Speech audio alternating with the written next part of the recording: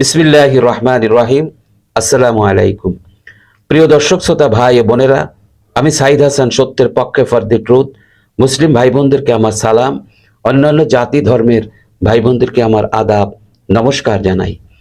প্রিয় দর্শক শ্রোতা ভাই ও বোনেরা, গতকাল 16ই জুলাই গোপালগঞ্জে একটা ভয়ানক যুদ্ধ শেষ হয়েছে।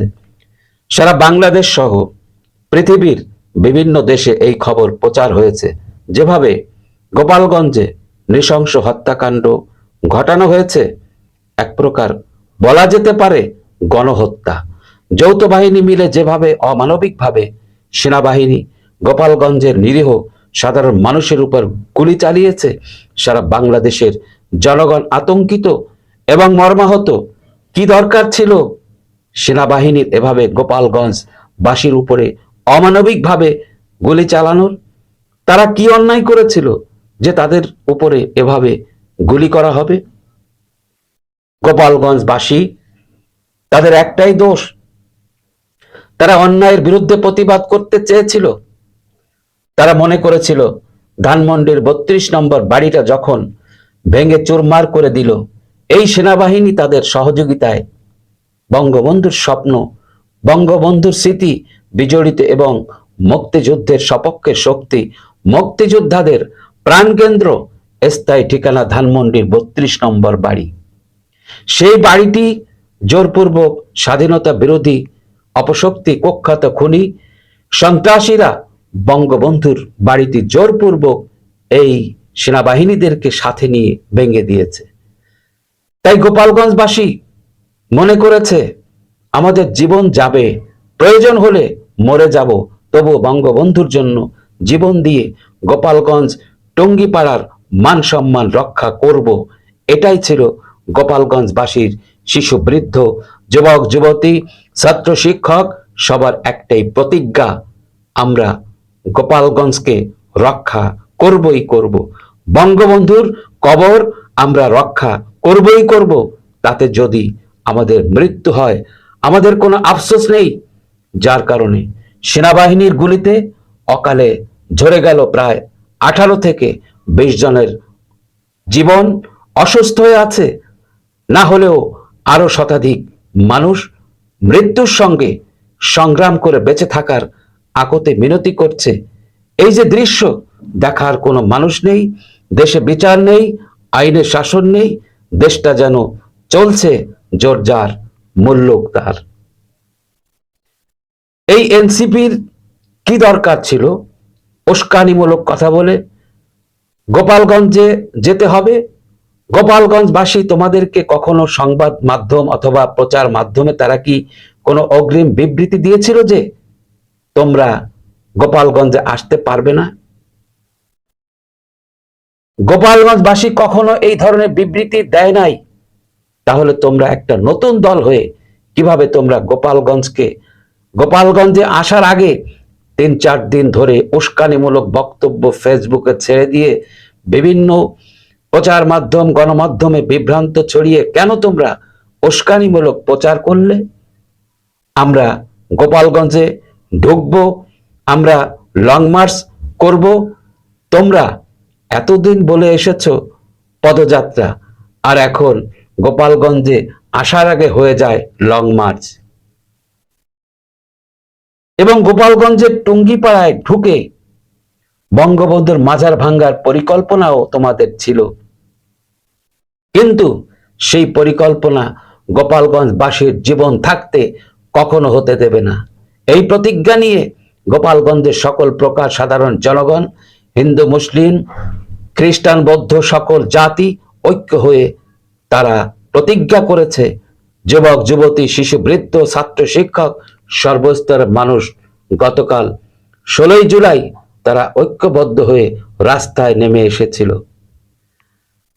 আর এদিকে প্রশাসন কি করলো?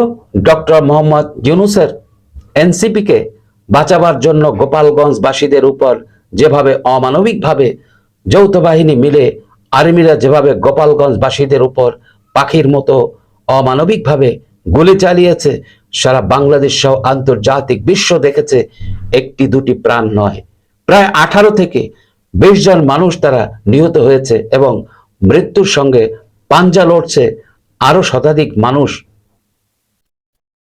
2024 সালের জুলাই থেকে 5ই আগস্টের পর থেকে এখনো যে চুরি ডাকাতি ছিনতাই গুম খুন মানুষ হত্যা করে পশুর মতো রাস্তায় জনসম্মুখে পাথর নিক্ষেপ করে মারা হচ্ছে, এগুলো সব এই আর্মিদের সহযোগিতায়। তবে আর্মিদের উদ্দেশ্যে আমি আপনাদেরকে একটা কথা বলতে চাই, উপরে আল্লাহ আছে, এর বিচার স্বয়ং আল্লাহ নিজে করবেন। যেভাবে নিরীহ গোপালগঞ্জবাসীদের উপর আঘাত করা হয়েছে, এর জবাব আল্লাহ পাকের তরফ থেকে আপনারা পেয়ে যাবেন। এনসিপি ডক্টর মোহাম্মদ ইউনূসের হাতে গড়া একটি দল। এই দলটি নাকি সারা বাংলাদেশ জুড়ে প্রচুর পরিমাণ জনসমর্থন রয়েছে এবং তারা বর্তমানে যদি নির্বাচন করে, যদি 500 আসন দেওয়া হয়, এই 500 আসনের মধ্যে তারাই নাকি 500 আসন পেয়ে যাবে। তাহলে আমার প্রশ্ন হলো, এদের প্রতি জনগণের এত সমর্থন, এত ভালোবাসা থাকতে তাহলে কেন তারা যৌথ বাহিনী আর্মিদের সহযোগিতা নিয়ে বিভিন্ন জায়গায় এনসিপির মিটিং মিছিল হলে যৌথ বাহিনী সহ আর্মিরা পাহারা দিবে? এমনও শোনা গেছে এনসিপির টোকাই নেতাদের পায়খানায় ধরলে যৌথ বাহিনী সহ আর্মিরা বদনা নিয়ে পায়খানার সামনে দাঁড়িয়ে থাকে। সেই ধরনের প্রমাণ এবার আর্মিরা জনগণকে দেখিয়ে দিল। গোপালগঞ্জবাসী যখন ঐক্যবদ্ধ হয়ে এই সকল নাবালক টোকাই যখন গোপালগঞ্জবাসীদের কাছে ধরা খেয়ে গোপালগঞ্জবাসীদের ভয়ে পুলিশ সুপারের কার্যালয়ে আশ্রয় নেয়, তখন তাদের জীবন বাঁচানোর জন্য আর্মিদের কাছে জীবন ভিক্ষা চেয়েছিল, স্যার আপনারা আমাদেরকে বাঁচান, তা না হলে গোপালগঞ্জবাসী আমাদেরকে মেরে ফেলবে। টোকাই জঙ্গি সন্ত্রাসীদের কাকতে মিনতি দেখে ঠিকই আর্মিরা তাদের ট্যাঙ্কের সামান্য চিপা ফুটার মধ্যে ঢুকিয়ে চোরের মতো অপমান করে ঘাড় ধাক্কা দিয়ে আর্মিদের ট্যাঙ্কের চিপায় ফুটার মধ্যে ঢুকিয়ে দেয়, জঙ্গি টোকাইদের জীবন বাঁচিয়ে দেয়। আর ওদিকে গোপালগঞ্জবাসীদের উপর অমানবিক ভাবে পাখির মতো গুলি করে নিরীহ সাধারণ জনগণ সহ শিশু বৃদ্ধ যুবক যুবতী গণহারে গুলি করে হত্যা করা হয়। এই দৃশ্য আর কতদিন সাধারণ জনগণ দেখবে? এবং অকালে জীবন হারানোর যে কষ্ট, আপনজনের শোকের আর্তনাদে কেঁপে উঠেছে পুরোটা গোপালগঞ্জ শহর। আর কখনো খুঁজে পাবে না মা তার আদরের সন্তানকে, সন্তান খুঁজে পাবে না তার পিতাকে। তারপরেও গোপালগঞ্জবাসী প্রস্তুত গোপালগঞ্জ টুঙ্গিপাড়া এবং বঙ্গবন্ধুর কবর রক্ষা করার দায়িত্ব, বাঁচা মরার লড়াই করেও বঙ্গবন্ধুর টুঙ্গিপাড়ার কবর রক্ষা করবেই করবে গোপালগঞ্জবাসী। প্রিয় দর্শক শ্রোতা ভাই ও বোনেরা, ভিডিওটা যদি ভালো লেগে থাকে তাহলে অবশ্যই একটি লাইক দিন, চ্যানেলটি সাবস্ক্রাইব করুন।